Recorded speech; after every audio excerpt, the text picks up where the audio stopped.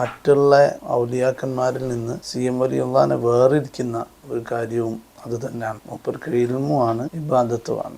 അങ്ങനെ കൂടുതൽ ആളുകളെ അതുകൊണ്ടാണ് അവിടെ മക്കാമുകളിലൊക്കെ മക്കാമിലേക്ക് സിയാറത്തിന് വരുന്ന അധിക പേരും ആലിമീങ്ങളായിരിക്കും. സാധാരണക്കാരെക്കാളും ആലിമീങ്ങളാണ് മടവൂർ മക്കാമിലേക്ക് സിയാറത്തിന് വരുന്നുണ്ടാകുക. അത് ജീവിതകാലത്ത് മൂപ്പർക്കുള്ള ആ മഹത്വവും മൂപ്പർക്ക് ആലിമീങ്ങളോടുള്ള ബഹുമാനവും അത് സൂചിപ്പിക്കുന്നതുകൊണ്ടാണ് ഇങ്ങനെ വരുന്നതും. അവിടെ പോയി നോക്കിയാൽ ഏത് സമയവും ആളുകൾ ഇങ്ങനെ വന്നുകൊണ്ടിരിക്കും.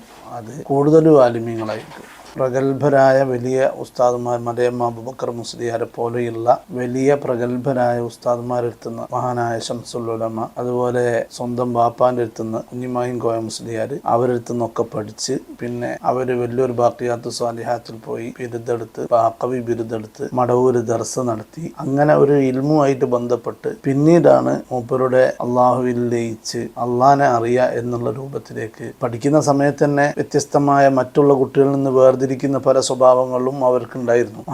സമസ്തന്റെ പ്രസിഡന്റായിരുന്ന കാളമ്പാടി ഉസ്താദിന്റെ ഒരു പ്രസംഗത്തിൽ അവിടുത്തെ ഉറൂസും തന്നെ മൂപ്പര് പറഞ്ഞിട്ടുണ്ട്. എല്ലാവരും ക്ലാസ് കഴിഞ്ഞാൽ എന്തെങ്കിലും രണ്ട് വർത്താനങ്ങൾ പറയാനൊക്കെ ഇരിക്കും. ക്ലാസ് കഴിഞ്ഞാൽ മൂപ്പര് വേഗം നിസ്കരിക്കാനാ പോവുക. അപ്പം നിസ്കാരം എന്ന് പറയുന്നത് അത് നിൽക്കുന്നില്ല, അങ്ങനെ നിസ്കരിച്ചുകൊണ്ടിരിക്കുക. ആ രൂപത്തിൽ മൂപ്പര് അള്ളാനെ അറിഞ്ഞ ഒരു മനുഷ്യനാണ്. ഏത് രൂപത്തിൽ അറിഞ്ഞെന്ന് പറഞ്ഞാൽ അത് എങ്ങനെ അറിയണം എന്നുള്ളത് മൂപ്പര് മനസ്സിലാക്കിയിട്ട് കാണുന്നതൊക്കെയും അള്ളായാണ് എന്നുള്ള രൂപത്തിലായി. അള്ളാഹുവിനെ മനസ്സിലേക്ക് വരുമ്പോഴേക്ക് ഭൂമിയിൽ എവിടെ കാണുമ്പോഴും അവിടെ സുജൂദ് ചെയ്യുന്ന ഒരവസ്ഥയിലേക്ക് മൂപ്പര് വന്നു.